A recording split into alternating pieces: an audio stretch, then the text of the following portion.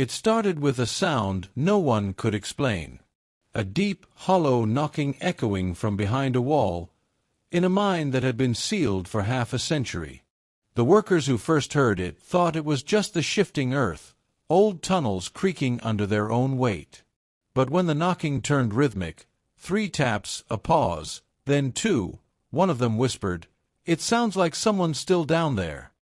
That moment would mark the beginning of a discovery that tore through decades of silence.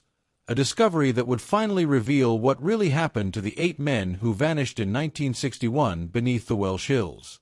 Before we go any further, if you love true stories about the unexplained, real cases that have baffled investigators for decades, please support the channel. Hit like, drop a comment, subscribe, and turn on the notification bell so you never miss the stories we dig out of the past.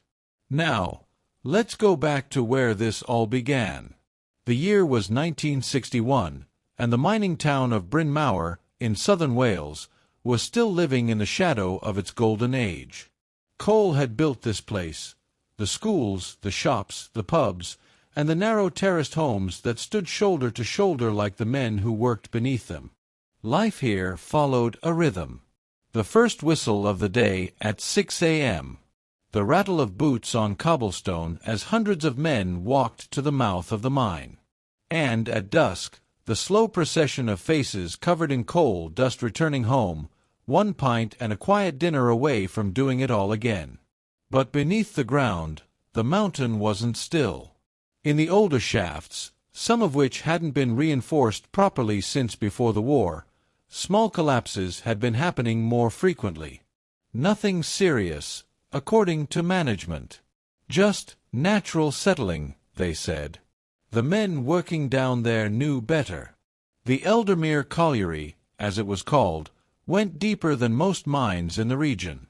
Over 3 miles of shafts and tunnels twisted beneath the hillside, some reaching depths so low that oxygen thinned and lamps flickered even when the batteries were full. The section known as Drift 12 had long been considered bad luck. Strange air currents, sudden pressure drops, and once a man swore he heard voices whispering when no one else was around. Old miners said the mountain breathed, and if you stayed down too long, it remembered you. Superstition was as common as the coal dust. Men hung small brass charms from their helmets, kissed family photos before descending, and never, ever whistled underground.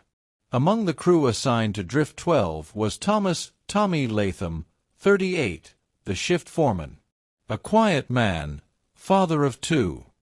He'd worked the mines since he was 14. Alongside him were 7 others, his younger brother Gareth, best friends William Rees and Alan Price, and 4 others, Evan Hughes, Peter Doyle, Martin Connors, and Jack Morgan. 8 men in total. All of them well known in the town. All of them used to the danger that came with every descent. On March 14, 1961, they clocked in for what should have been a routine night shift. They were tasked with clearing a newly blasted section of Drift 12, one that had been sealed off for several weeks after a small cave-in. According to company logs, their last communication came through at 10:47 p.m. Tommy reported they had reached Chamber B and were beginning to reinforce the ceiling supports. After that, silence. When the morning shift arrived at 6 a.m., they found the main access route blocked. An entire section of the tunnel, nearly 50 yards, had collapsed. Rescue crews were called immediately. Families gathered near the mine entrance, faces pale in the cold dawn light. Men worked in shifts for days, digging, clearing, reinforcing. The smell of damp earth filled the air, and every few hours the rescuers would stop, listening, for any sound from below. Nothing. By the 7th day, the local press had begun calling it the Bryn Mawr Entombment.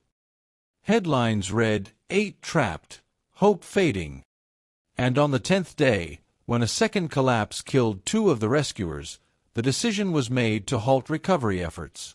The mine was deemed unstable. Officials declared that any further attempts would risk more lives. The shafts were sealed. The men were pronounced dead. But not everyone believed they were gone. In the weeks that followed, strange stories began spreading across Bryn Mawr. Night watchmen claimed they could hear distant tapping sounds from the sealed entrance. A few locals said their radios picked up faint voices when tuned near the mine's frequency, men calling for help in Welsh, voices fading into static.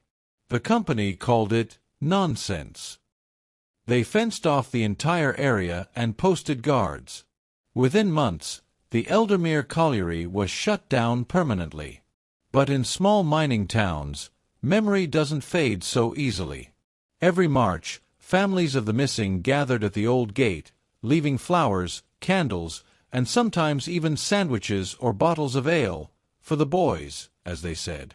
For 51 years, the mine slept beneath the earth, and Bryn Mawr tried to move on. But in 2012, the past finally woke up. It started when a heritage restoration group obtained permission to stabilize the old tunnels for historical preservation. They wanted to turn part of Eldermere into an underground museum, a tribute to the region's mining history. Among the volunteers was Rhys Davies, a structural engineer born long after the disaster. He'd grown up hearing his grandfather's stories about the men who disappeared. To him, this project was personal. During one of the early inspections, his team noticed something odd about the layout. In the blueprints, a corridor on the west side of Drift 12 should have ended in a dead-end wall. But the rock there didn't look natural. It was too smooth, almost as if someone had built it deliberately. At first, they assumed it was part of the 1960s reinforcement effort. But when Rhys tapped the wall, it gave off a hollow sound.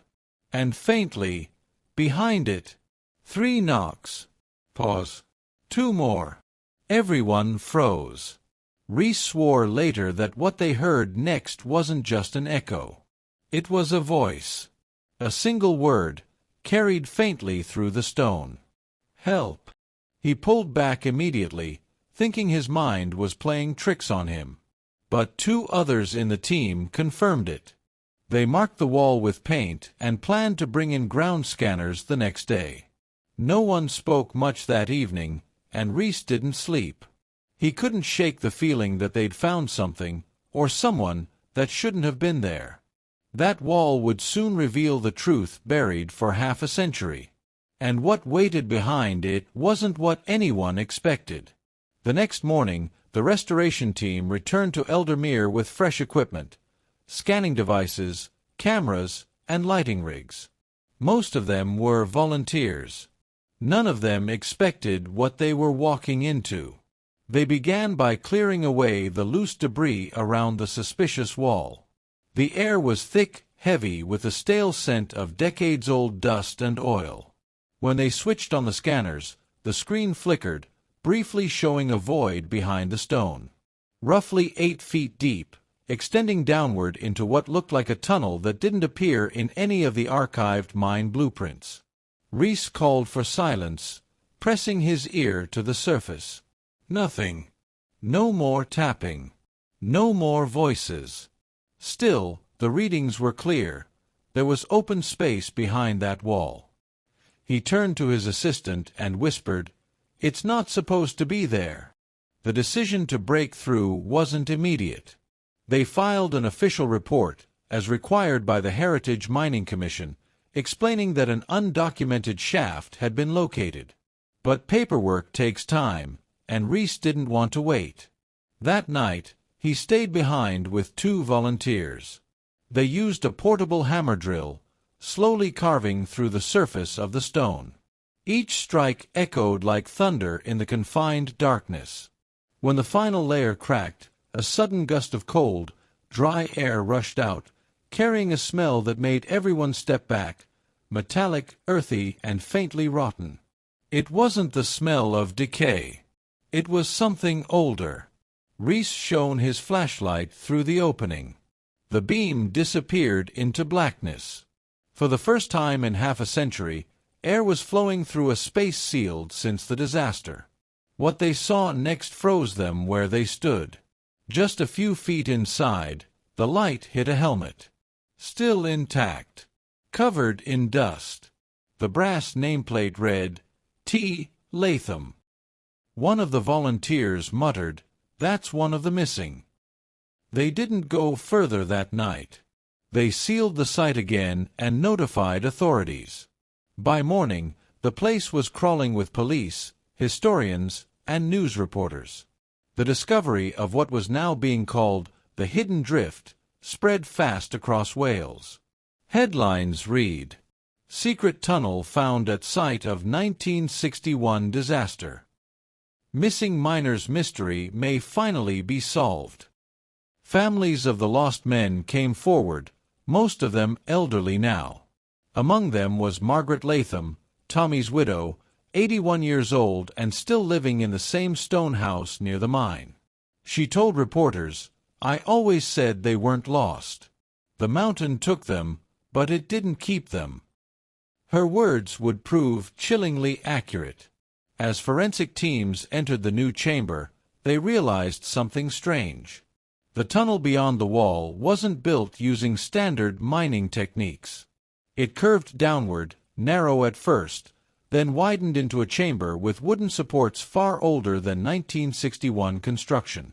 Experts dated the timbers, late 1800s, which meant the miners from 1961 had broken into a previously unknown Victorian-era shaft, one that had never been documented. It wasn't part of Eldermere's official layout. In fact, no records of such a tunnel existed anywhere. To understand what the team had found, we have to go back, not to 1961, but almost a century earlier. In the 1870s, a smaller mine known as Hollow Brook Pit operated just a mile from Eldermere. It closed after a catastrophic explosion in 1878 that killed 22 men. The shafts were sealed, and the company quietly folded. Many locals at the time claimed Hollow Brook had deeper, unauthorized tunnels built secretly to smuggle coal to private buyers, tax evasion on an industrial scale. Those shafts were buried and forgotten. Now, in 2012, Rees and his team appeared to have rediscovered one of them, directly beneath Eldermere. By the second week of excavation, investigators had mapped nearly 30 meters of the new tunnel. They found 3 sets of boots, scattered tools, a broken headlamp, and a collapsed wooden beam that appeared to have crushed part of the passage. But what unsettled everyone wasn't the artifacts, it was what wasn't there. No bodies. 8 men to vanish completely, leaving only fragments of equipment, was almost impossible. There should have been remains, bones, clothing, something. Yet all they found were faint handprints in the dust near the far wall, as though someone had pressed their palms against it from the inside. Meanwhile, the town of Bryn Mawr was alive with speculation again. Old stories resurfaced, the tapping sounds, the cursed shaft, the belief that something in the mountain fed on men. Pub conversations turned dark. Some said the miners had found something they shouldn't have, maybe a hidden cache of wartime weapons or toxic gas chambers built by the old company. Others swore it was supernatural, that the tunnel led somewhere it shouldn't. And through all of it, Rees couldn't sleep. He replayed the sound from that first day, the 3 knocks, the pause, then 2. He'd managed to capture it on a small recorder clipped to his belt. When he played it back alone in his flat, something else emerged faintly beneath the knocks, a whisper almost too low to hear. He slowed the recording down. It wasn't English. It was Welsh. And translated, it meant, "We dug too far." That same week, an older man named Harold Rees contacted the excavation team. He was the son of one of the missing miners, William Rees, Tommy Latham's friend. Harold had been only 6 years old when his father disappeared, but he brought something with him, a leather-bound journal passed down from his grandfather. Inside were pages written by William in early 1961. Most were mundane notes about work shifts, family expenses, and coal yields. But the final entries grew increasingly unsettling. March 9th. Tommy says there's another shaft below Chamber B. Says it's not on the map. March 10th. We found the door. Made of stone, sealed. Tommy thinks it's old. The air behind it is warm.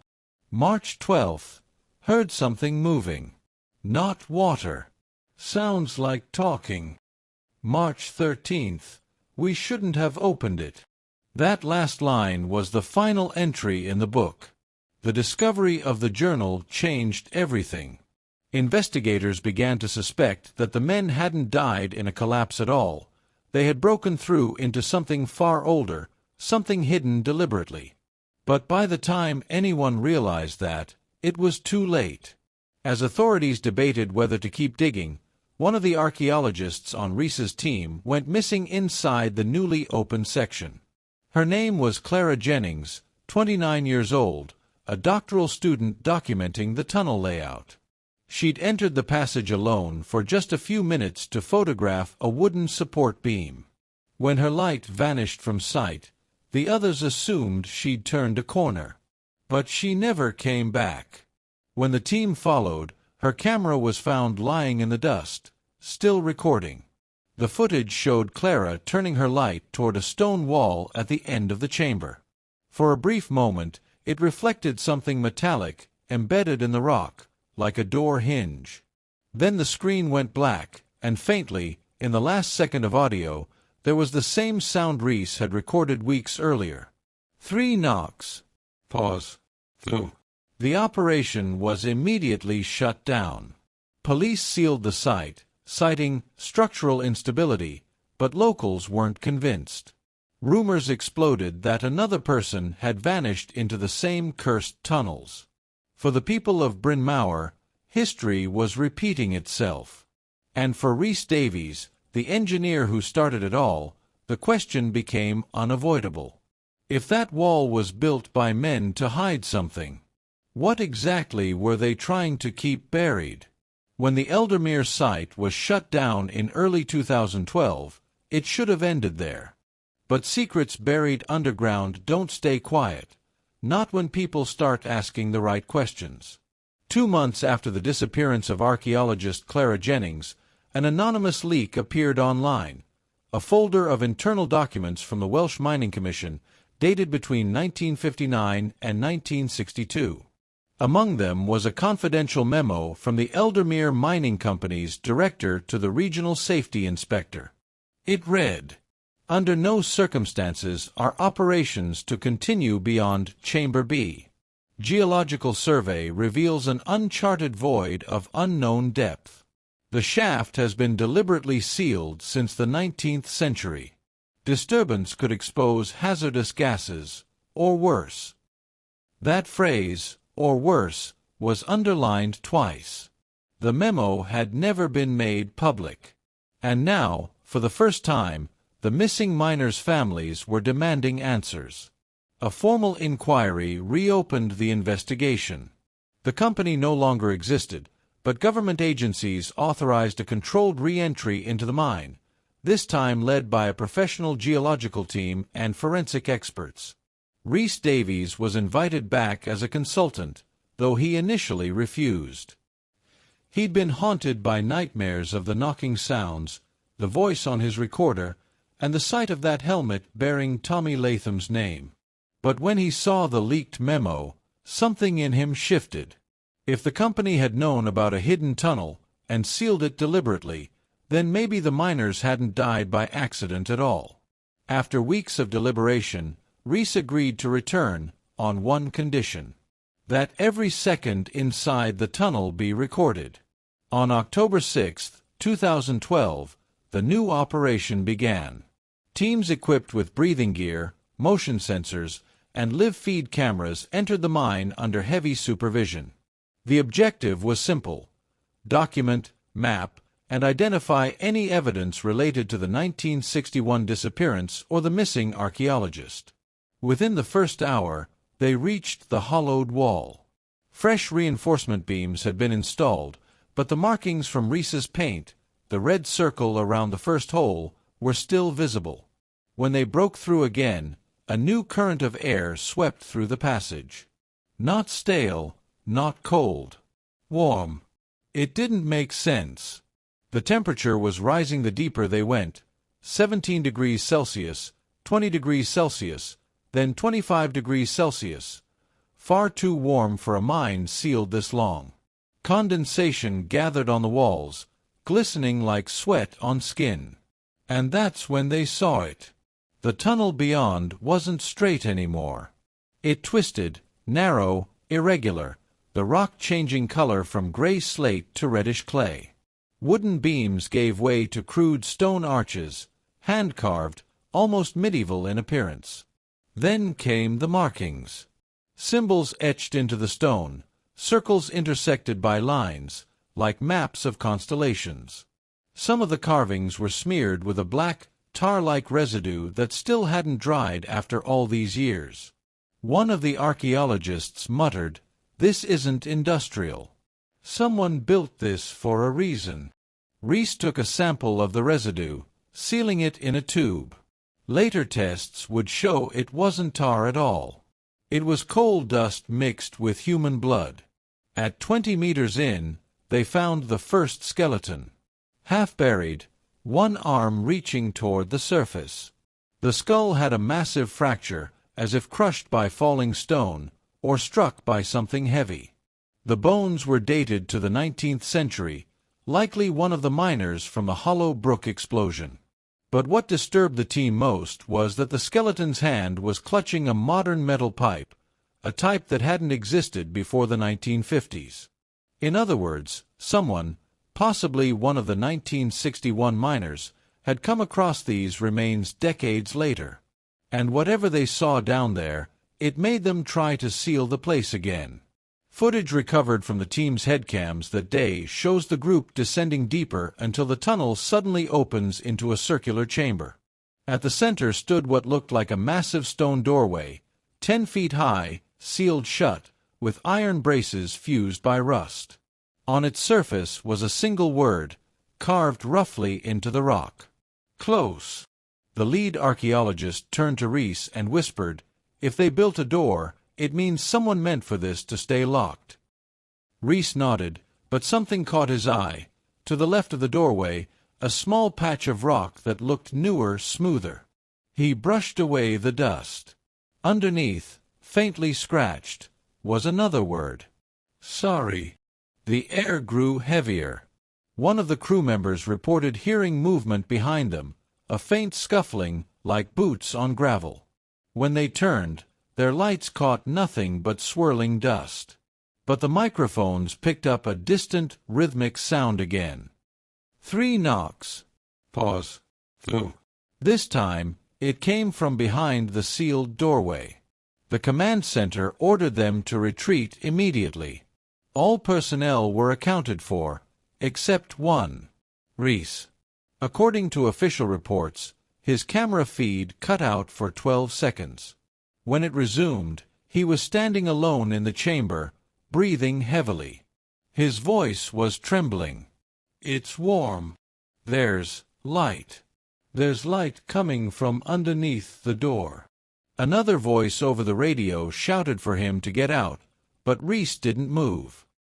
He took a step forward, his camera trembling, the beam flickering as it caught faint glimmers of orange between the cracks in the stone. Then, faintly, a voice, clear, human, came through his headset. It wasn't anyone on the surface. It said, "You shouldn't have come back." The feed went black. Rescue teams pulled Reese out less than 2 minutes later. He was alive, barely conscious, covered in fine red dust. When medics asked what happened, he couldn't speak. He just kept repeating one phrase in Welsh. "They're still digging." In the following days, footage from that last expedition was seized by authorities and classified. The site was officially declared unsafe due to thermal instability, and all entry was banned. But despite the government shutdown, whispers leaked from those who'd been there about what was really behind the stone door. According to one unnamed worker, ground-penetrating radar had shown movement on the other side. Not static interference. Not echo. Actual motion, rhythmic, slow, and deliberate, like something shifting beneath the rock. He swore he saw a heat signature, 8 distinct forms, standing close together. News outlets never aired that detail. Instead, the official report released to the public stated, "No human remains conclusively linked to the 1961 miners were recovered. Evidence indicates structural collapse and environmental hazards. Excavation permanently discontinued." The report closed the case.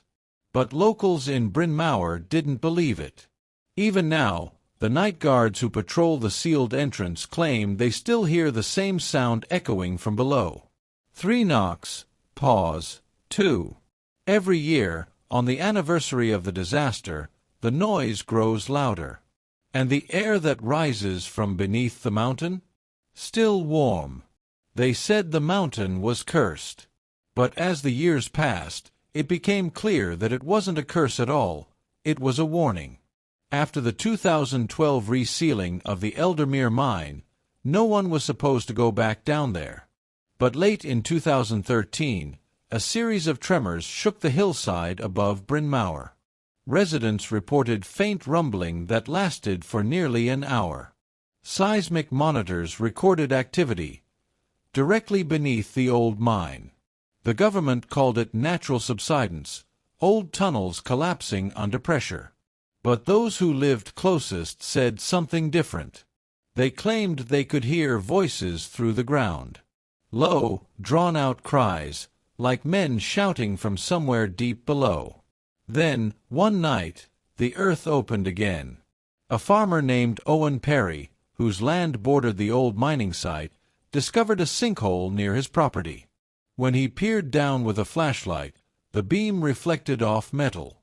It wasn't mining equipment, it was rail tracks, still intact, buried 30 feet under. He reported it, but before authorities arrived, word spread through the town. A small group of locals, mostly descendants of the lost miners, gathered at the site.